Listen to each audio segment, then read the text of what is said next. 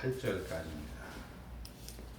모세가 와서 여호와의 모든 말씀과 그의 모든 율례를 백성에게 전하매 그들이 한 소리로 응답하여 이르되 여호와께서 말씀하신 모든 것을 우리가 준행하리이다.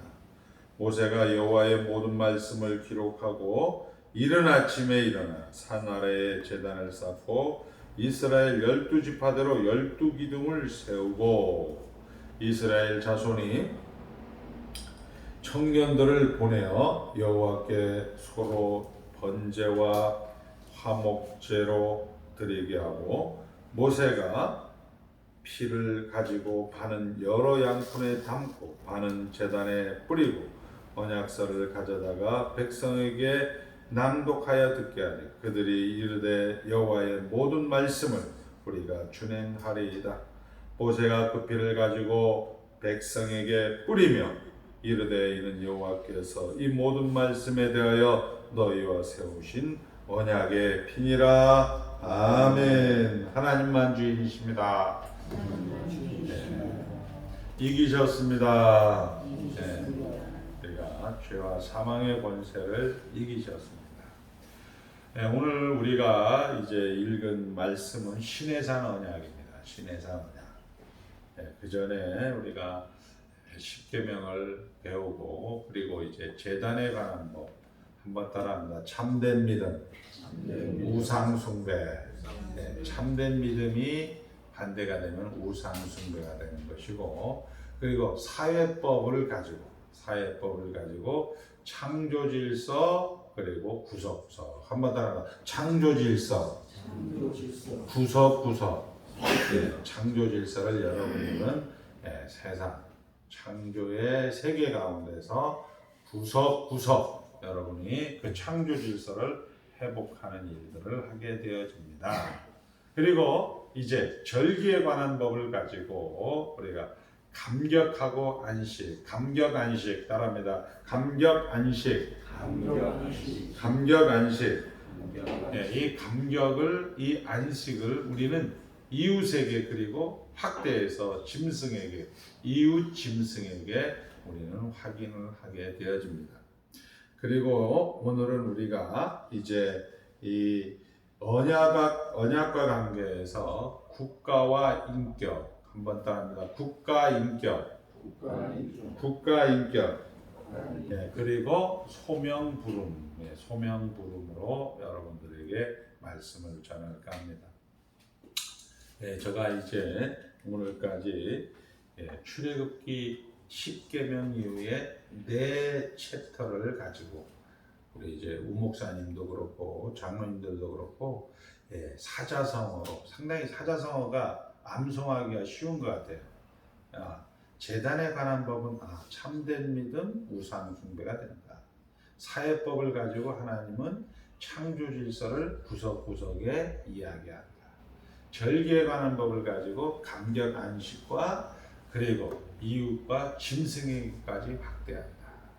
그리고 오늘 시내산 언약을 통하여서 국가적 단위의 국가와 이 언약은 인격적이다. 국가 인격과 그리고 이 인격적인 것은 우리는 소명으로 부르고 있다. 소명 부름 이렇게 해서 시간 속에서 또 이것도 한 1년, 2년 되면 자료가 한 60개, 70개가 되겠죠. 그러면 또 목사님들 또 달라고 할 거예요.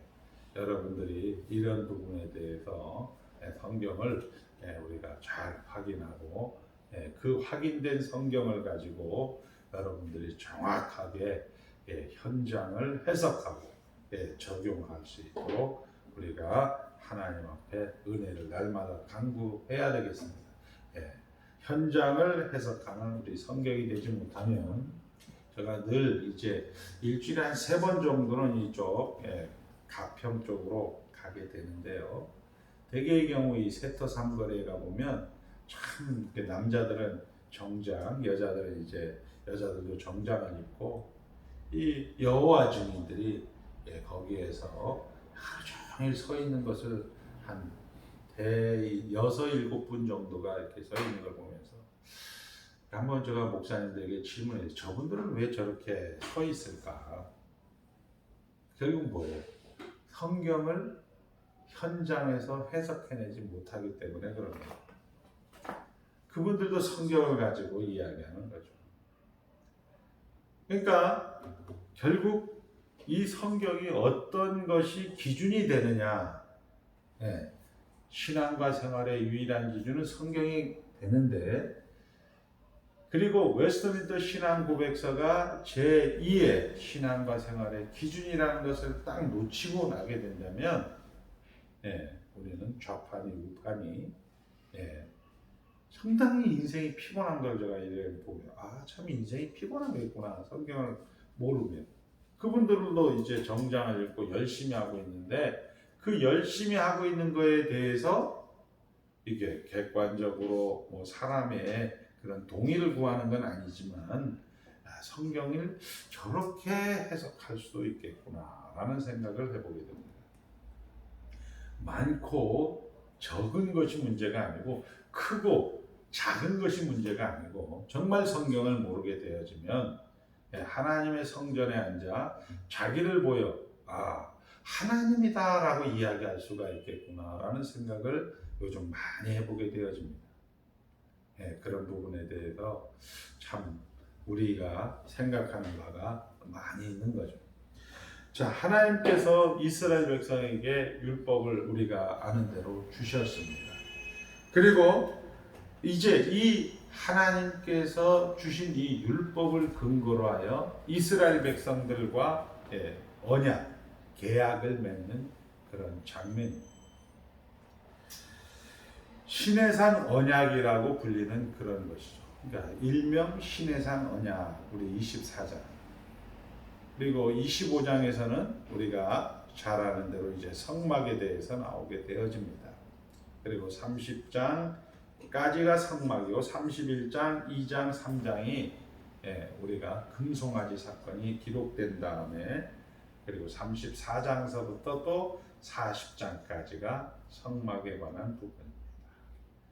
그래서 우리 성경은 구원, 부활 이런 거는 12장 우리가 잘 아는 대로 예수 그리스도의 십자가 사건, 죽음, 그리고 부활, 승천은 마태복음의 석장, 마가복음의 3장, 누가복음의 3장, 그리고 요한복음의 3장. 이게 양적으로 12장을 할애하고 있지만 예배 한번 따라합니다. 모든 것의 근거로서 하나님을 인정하는 것. 이것은 10석장을 할애하고 있습니다. 그러니까 여호와 증인들이 그렇게 전도하는 모습을 가지고 우리가 비난하는 게 아니고 이것도 하나님 나라 가운데에서 되어지는 일들이구나 라고 해석을 하게 되어지면 같은 인생이잖아요. 같이 살아가는 동시대의 같은 인생들끼리 참 모르면 쓸데없는 거에 열심을 하게 되어 있구나 라는 그런 비난을 하고 싶은 것이 아니고 하나님께서 그런 현장 속에서 성도에게 성도에게의 다름, 이 하나님의 백성으로서의 소명으로의 부름을 우리는 그 현장 속에서 어떻게 적용할 것인가 라는 부분을 오늘 우리가 살펴보고자 하는 겁니다.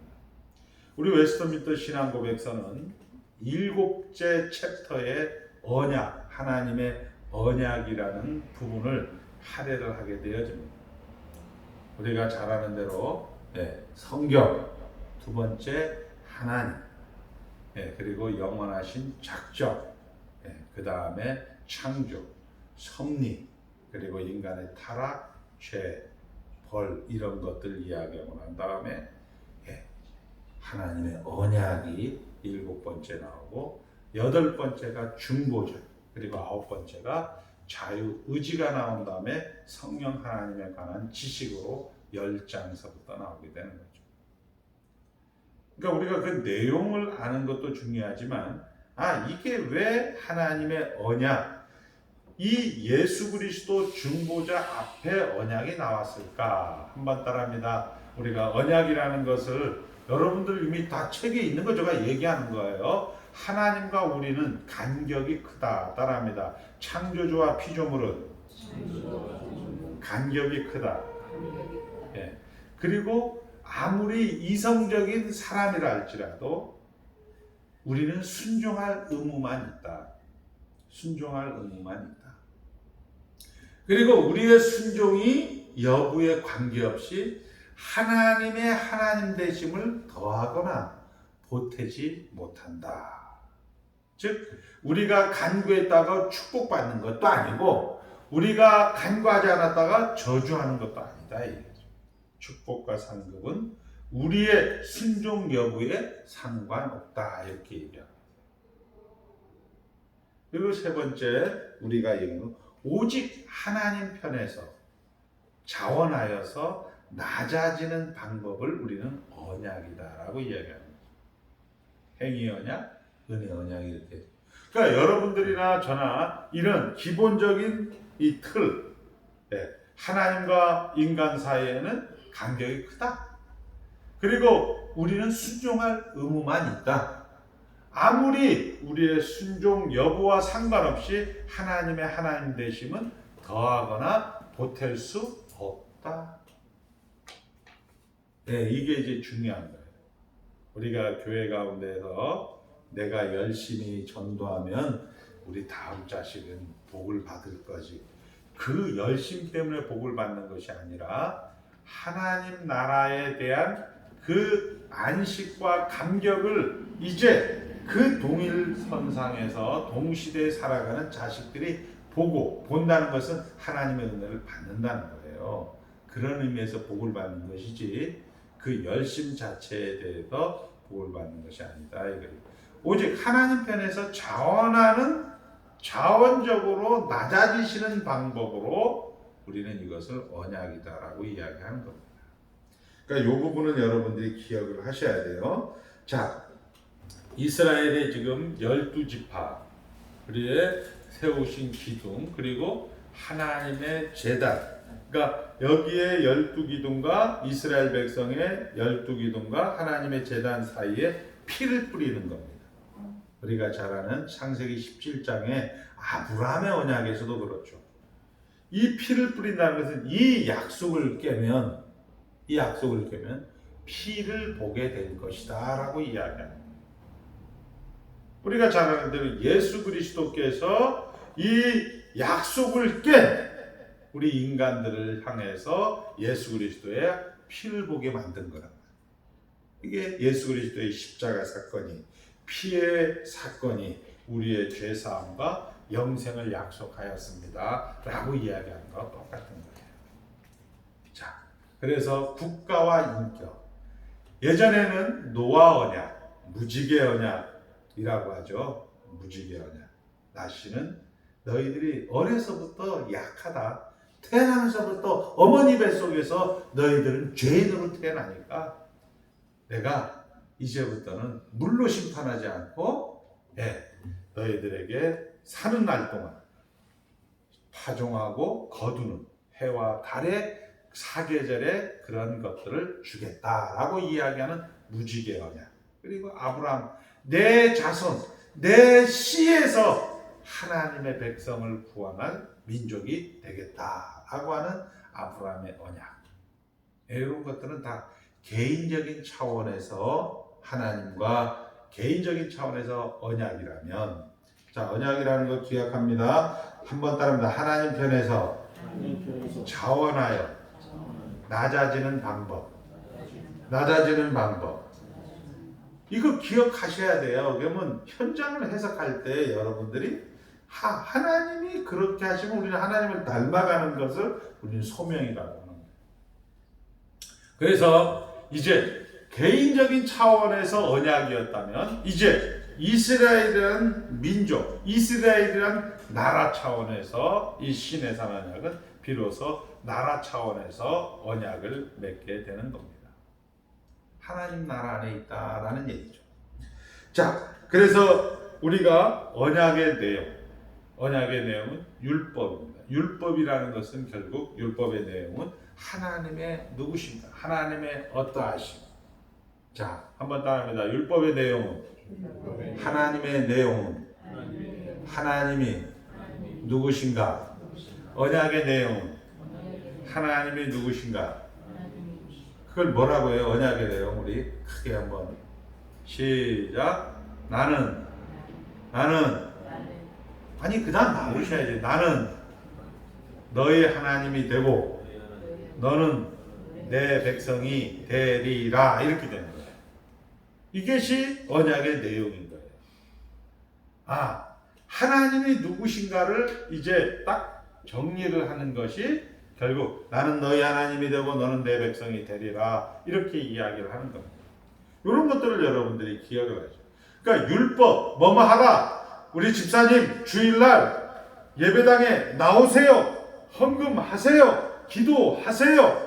부모를 공경하세요 할 때 여러분들 생각하는 때는 뭐 부모를 이게 아니고 하나님이 어떠하심 나는 너희 하나님이 되고 너는 내 백성이 되리라. 이 내용을 현장 가운데서 실현하는 것이다 라고 해석을 하는 거죠. 그것이 여러분의 현장을 여러분의 사건을 지지고 볶는 그 현장을 여러분들이 해석할 수가 있는 거예요. 그것이 없다 보면 예수 믿는 맛이 없는 겁니다. 자, 그래서 율법은 우리가 사법적인 조건이 아니라 인격적인 조건이라는 얘기예요. 무슨 얘기냐? 주일날 예배당에 안 나왔다고 여러분들 징역 7년에 처한다 이러지 않는다는 거예요. 사법적인 조건이라는 것은 이 법을 어겼을 때 그거에 따른 형벌로 주지 않고 이것은 하나님과의 관계 속에서 아버지와 어머니와의 관계 속에서 아버지와 어머니의 사랑을 먹고 사랑을 받고 자라다 보면 이 자식은 아버지가 우리 아버지가 맞습니다. 어머니가 우리 어머니가 맞습니다라는 자발적인 행복을 하게 되는 거죠. 이런 하나님의 어떠하심, 하나님의 사랑을 우리가 율법으로 받는다면 이 사랑을 우리가 알게 되어진다면 여러분의 사건과 여러분들의 일들이 하나님의 어떠하심, 하나님의 사랑이고 하나님의 은혜고 이것을 여러분들이 알게 되어진다면 여러분들은 그 현장 속에서 우리 어머니는 나를 위해서 헌신하셨던 사랑이 많으신 분이다 라고 이야기하는 거죠. 네. 우리 이제 저도 이제 가만히 보면 승대 승연이를 키울 때는 별로 느끼지 못했던 것들을 우리 이제 고아원에 있는 애들 보면서 우리 승대가 저 나이 때 내가 뭘 해줬을까? 해준 게 없더라고요. 근데 가만히 보니까 얘네들이 한 달, 두 달 지나다 보니까 사람들이 조금씩 바뀌어요. 이게 뭐 때문에 쟤네들이 바뀔까? 이혜경 전도사님이 뭐 많은 걸 해준 것이 아니고 내가 보니까 그 자리를 지켜준 거예요. 그 어른으로서 그 자리를 지켜주니까 얘네들이 옛날에는 저를 보면 마치 강도, 치안범 이렇게 보던 애들이 이제는 목사님이라고도 얘기하고 이야기하고 다가오는 것을 제가 볼 수가 있어요. 이런 것들을 우리 인격적이다라고 이야기하는 거예요. 자, 그래서 인격적인 관계는 하나님이 이스라엘 백성에 하신 인격과 인격 사이의 약속입니다. 율법의 내용은 하나님의 어떠하심입니다. 물론 이스라엘의 순종이 요구되지만 이 순종을 했다고 하나님의 어떠하심을 보충하거나 더하거나 빼는 것은 아닙니다. 이걸 꼭 기억하셔야 돼요. 여러분이 순종을 했다고 하나님의 어떠하심이 하나님의 사랑이 더해지거나 하나님의 은혜가 하나님의 축복이 빼지거나 그것은 아니다라는 사실을 우리는 꼭 기억을 하셔야 돼요. 자, 그래서 하나님의 되심은 중단할 수도 없고 부인할 수도 없는 하나님의 신실하심, 이것이 우리가 하나님의 영원하심, 하나님의 불변하심, 하나님의 무한하심인 비공유적 속성이기 때문에 그렇습니다. 자, 그래서 다만 이스라엘은 하나님의 되심의 수혜자예요. 우리는 따라합니다. 우리는 하나님이 하나님 되심의 수혜자요 증거자입니다. 이것을 우리가 꼭 기억을 하셔야 돼요. 자, 이제 정리합니다. 이 시내산 언약은 국가 간에 처음으로 하나님과 관계를 하나님과 언약을 맺은 사건이고, 두 번째는 인격적이다라는 것. 인격적이다라는 것은 하나님의 하나님 되심을 중단할 수 없고 하나님이 하나님 되심을 포기하지 않았기 때문에 그거에 따르는 이 이스라엘 백성들의 반응, 순종을 이제 요구하고 있는 것이죠. 그 순종이라는 것은 자발적인 항복에 의해서 나오게 된다, 이렇게 이야기하는 것이고, 여러분이 순종을 했다가 교회가 여러분의 순종을 했다가 하나님이 더 보태거나 뺄 수 없다, 이런 기본적인 전제를 여러분들이 가지시고, 이제 다시 말하면 신의 산 언약은 하나님이 우리에게 요구하시는 신앙적인 순종은 그것을 조건으로 해서 하나님 되심을 계속하시거나 중단하시겠다는 뜻으로 요구되지 않는다는 겁니다. 그런데 이제 중요한 거예요. 그런데 우리 성경은 조건으로 되어 있단 말이에요. 내가 내게 준 땅에서 내 생명이 길리라, 내 부모를 공경하라. 그리하면 if가 된다. 만약 너가 공경하게 되어진다면 내가 내게 준 내 공동체가 영원히 생명이 길 거다라고 이야기하고 있다고 성경은 기록하고 있습니다. 그런데 아까 분명히 여러분의 순종이 하나님의 어떠하심을 보태거나 뺄 수가 없습니다 라고 이야기하고 있는데, 왜 그러면 조건절로 되어 있느냐 이 얘기죠. 조건절로. 우리가 출애굽기 19장 5절 6절에 보면 이렇게 되어 있죠. 세계가 다 내게 속하였나니 너희가 내 말을 잘 듣고 내 언약을 지키면 너는 내게 대하여 제사장 나라가 되고, 이렇게 돼. 너는 내게 대하여 제사장 나라가 되고, 이거 전에 내 말을 듣고 내 언약을 잘 지키면, 이게 조건절로 되어 있다. 결국 조건절로 등장하는 이유는 애굽에서 이스라엘을 구원해내서 지금 시내산까지 인도하여 낸 하나님 앞에 이 조건을 듣고 있는 거죠. 한번 따라합니다. 하나님 나라 안에 있다. 하나님 나라 안에 있어서 이 말을 듣고 있다는 사실을 우리는 놓쳐서는 안 된다. 자꾸 우리가 예수를 믿다 보면, 지금은 이제 저희 교회는 그런 거 없는데, 이거 안 하면 지옥 갈까? 이런 생각을 하는 사람들이 있어요. 이거 안 하면 내가 벌 받을까? 이런 생각을 하는 사람이 있다니까요. 아닙니다. 우씨 집안에 들어온 애가 우리 우목사님 자식이 우목사님에게 좀 말 안 들었다고 우씨가 강씨가 됩니까? 우리가 이렇게 하면 쉽죠. 우인식 목사님이 왜 자꾸 야 공부해라, 공부하면 너 밥 사줄게, 밥 안 줍니까? 공부 안 하면? 그 얘기는 뭐예요? 왜 그렇게 우목사님은 광명이에게 그렇게 얘기를 할까요? 그와 똑같은 거예요. 여러분들 이제 기억이 돼요. 이것이 바로 소명에 대한 부름이라는 거예요.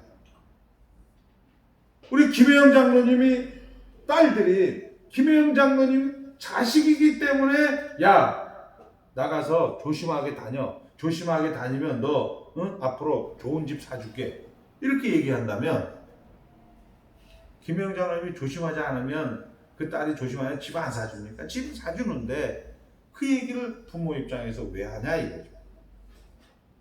결국은 이런 조건을 걸면서 자식들을 어떻게 좀 더 훌륭하게, 좀 더 하나님의 뜻, 아버지의 뜻에 맞게끔 그런 것을 만들기 위해서 그런 조건을 붙이는 것처럼, 이 19장, 출애굽기 19장까지 이스라엘 백성들은 하나님의 자녀들이라는 거예요.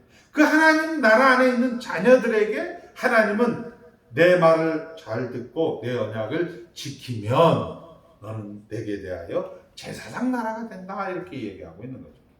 그 얘기는 뭐냐? 너희들로 하여금 복을 받으면서 하나님과 함께하면서 하나님의 통치를 인정하면서 하나님 나라 안에서의 다름을 누리면서 여러분들은 좀 살아주십사라는 하나님의 사랑, 하나님의 어떠하심의 사랑을 여러분들과 함께 나누고 싶은 하나님의 마음이다, 이렇게 성경은 이야기를 하고 있는 거죠. 자, 그래서 출애굽기 19장 6절에 세계가 다 내게 속하였으므로 너희가 내게 대하여 내게 제사장 나라가 되라이며 하나님 백성입니다. 그의 삶의 존재가 제사장 노릇 해야 합니다. 자, 우리는 이런 측면에서 우리의 신앙은 훨씬 폭넓게 이해해야 하는 거죠. 이제부터 이제 소명이라는 거. 자, 한번 소명은 이거 잘 좀.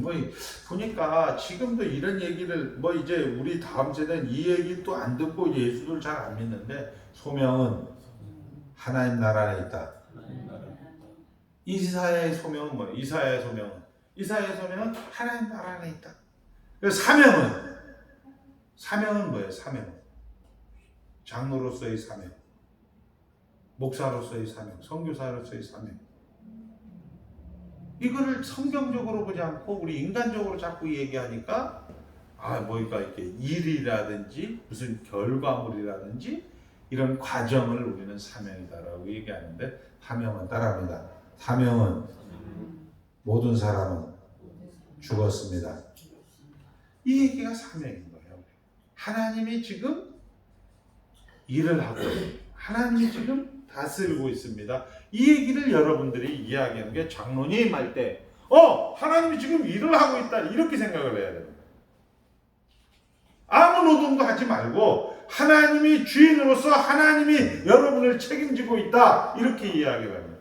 소명은 하나님 나라 안에 들어왔다. 그리고 사명은 그 가운데서 하나님이 일을 하고 있다. 소명으로 부르고 있다는 것은 여러분들은 이제 폭넓은 신앙의 이해의 폭을 가질 수가 있다는 거예요. 세상은 어차피 썩어질 것으로 가게 됩니다. 자, 한번 따릅니다. 내가 곧 길이요. 내가 곧 길이요. 내가 곧 진리요. 생명이니 나로 말미암지 않고는 아버지께로 갈 자가 올 자가 없느니라. 강영희 집사님, 우리가 옳고 그름이 있어요, 없어요? 우리가 있어요, 없어요? 없는 거예요. 세상은 진리가 없는 거예요. 내가 곧 길이요 진리요 생명이니 예수님만 진리인 거예요. 근데 우리가 대개의 경우 보면 뭐예요? 이거 내가 맞았는데 이것 때문에 싸우는 거예요. 그럼 뭐예요? 싸우는 것은 성경을 모른다. 이 본문식으로 얘기하면 하나님께서 주신 내 말을 듣고 내 언약을 지키면 이 부분에 대해서 해당되지 못하는 거예요. 그러다 보니까 어떻게 돼요? 본인이 공고해지는 거죠. 지옥 가는 게 아니라 본인이 피폐해지는 거예요. 우리가 오늘 기억해야 될 말씀, 내가 곧 길이요 진리요 생명이니 하나님이신 예수 그리스도만 진리라는 겁니다. 이 세상에 맞는 게 어디 있어요? 우리가 세상은 다 썩어질 것이고 아무리 고관대자 훌륭한 사람도 한 번 가는 이 죽음의 길을 외면하거나 벗어난 적은 없다는 거죠. 우리는 이걸 우리가 역사 가운데 인생 가운데 경험을 하고 있습니다.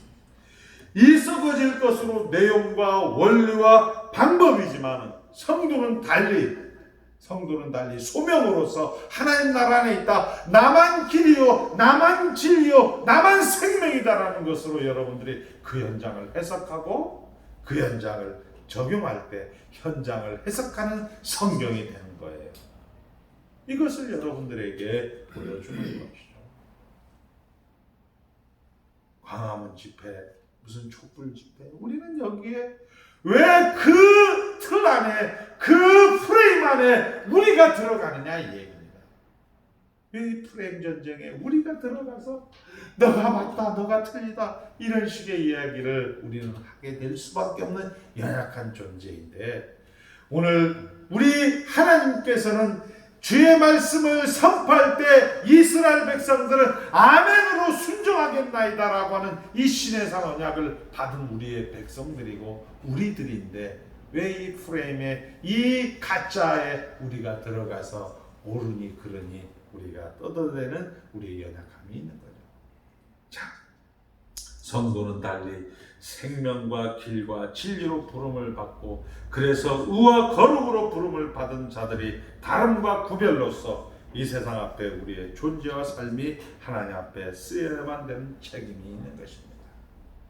본질적으로 하나님의 백성으로 거듭난 자가 가지는 그의 생명과 진리와 의와 거룩에 관한 존재론적 내용적 차이가 만들어내는 구별입니다. 동일한 삶의 정황 속에서 그 삶을 해석하여 반응하는 그 기준과 원리와 내용이 다른 것입니다. 우리는 하나님으로부터 받은 이 생명, 이 진리의 거룩이라는 내용, 방향 기준을 가진 자로서 극명하게 구별이 되는 것입니다. 그런데 왜 여러분들에게 이런 인격적인 관계를 통하여서 하나님 앞으로 이것을 공개받아서 여러분들이 소명으로 부르고 있느냐?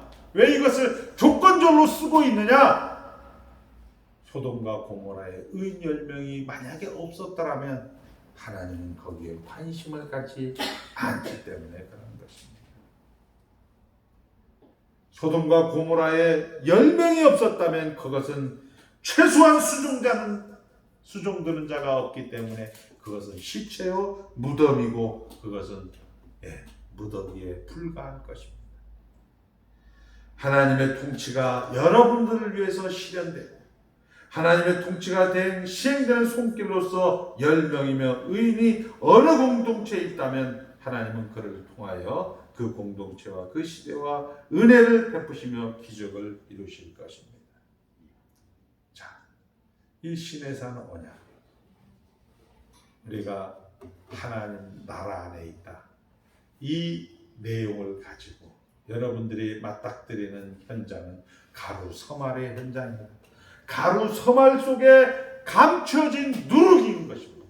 그 누룩이 그 보이지 않고 미미하고 초라한 것 같지만 그 누룩이 결국은 하나님 나라의 그런 누룩으로서 그들에게 생명과 빛과 소금의 역할을 감당한다는 사실입니다.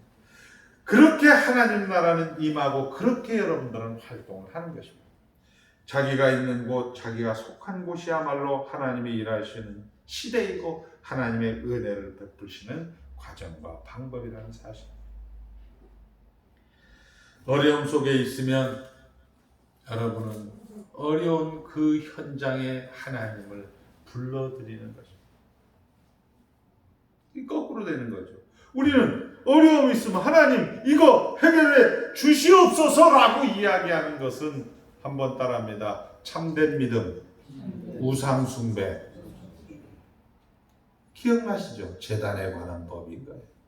우리는 하나님이 하나님 되심을 지금도 포기하지 않고 하나님이 하나님 되심을 지금도 중단되지 않고 우리가 순종 여부에 따라서 하나님의 하나님 되심이 더해지거나 보탬이 없다는 사실을 여러분들이 인정하게 되어진다면 여러분의 현장 속에 마이너스 현장도 그 마이너스 현장 속에서 여러분의 삶의 정황 속에서 해석할 수 있는 방법은 이 현장 속에 내가 있다라는 것은 하나님이 여기까지 도움의 손길로 하나님이 여기까지 찾아오셨구나라는 것으로 해석을 하게 되어진다면 범사에 감사가 될 수 있고 자족하는 자는 금생과 내생에 유익하다라는 말씀이 현실로 다가올 수 있다는 것이죠. 이 연습을 해야 되는데 이 훈련을 해야 되는데 그래서 조건을 자꾸 붙여주는 거예요. 너가 이 연습을 많이 해야만 너는 훌륭한 선수가 될 수 있어. 너는 이 조건을 걸고 여기에서 한번 100m를 요 계단을 몇 번만 뛰어진다면 너는 다리 근육이 좋아질 수 있어. 하나님은 마치 그렇게 우리에게 조건을 붙여주는 거예요.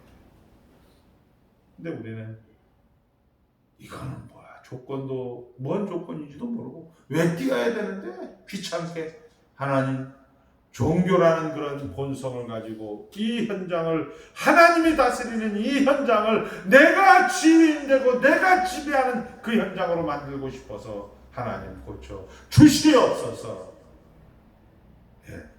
신유의 은사도 마찬가지죠.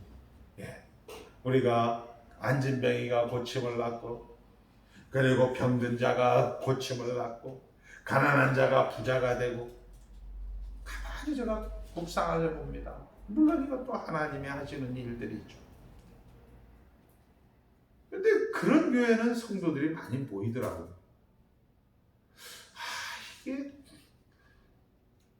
이게 저도 이제 갈등이 생기는 거예요. 이게 지금 이게 신유의 역사라든지 방언의 역사라든지 예언의 역사를 통해서 성도들을 현혹을 시켜 얼마든지 할 수 있는 거예요.